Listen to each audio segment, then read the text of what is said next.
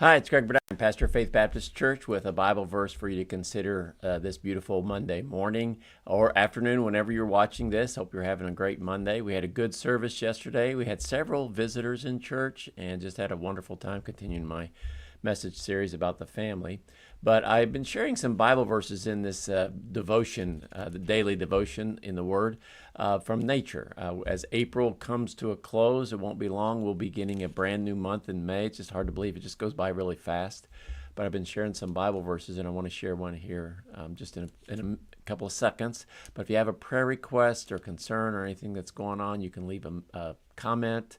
If you see somebody on here, if somebody does make a comment and you know them, you can say hi. It's just kind of nice to see. If you don't, that's okay. This is just a little video of a verse maybe to consider today to help you as you go on. Here is the Bible verse I chose for today. It's in Psalm 90. You know, the Psalms are just beautiful. They're songs. They were really originally written, many of them by David, but then there are other writers. Some of them we don't know who wrote them, but they're just beautiful. The one thing we do know is they were inspired by God, so they're a little bit more than just, a song. They're more than just a poem. They're what God wants us to know. And Psalm 90 is a beautiful psalm about nature and about God, but this is what it says in verse 2.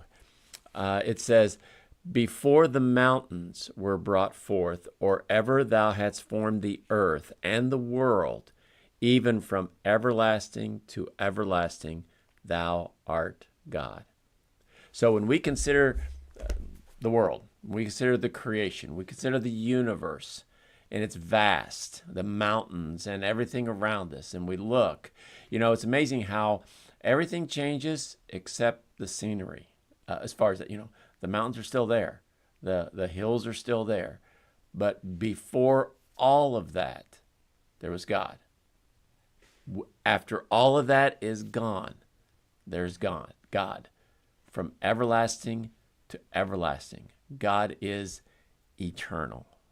And I think that's where we can place our trust in, our faith in, is God is always going to be there. If you've ever gone back, I like going back to my whole hometown and driving by the house and seeing how it's changed, but it's kind of nice. I know sometimes you look at a home and it's changed, or maybe even they've torn it down and now there's an apartment or a business there and things have changed, but it's kind of nice to go back. So, you know what? The street still looks the same. The houses still look the same.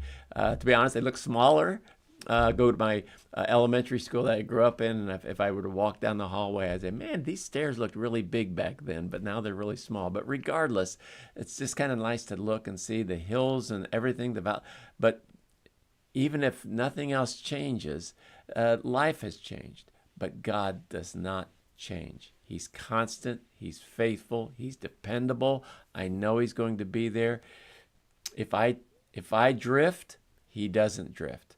If I kind of go up and down in my emotions and my feelings, and one day I'm good and one day I'm not, He does not. His love is constant. His mercy is constant. His kindness is constant.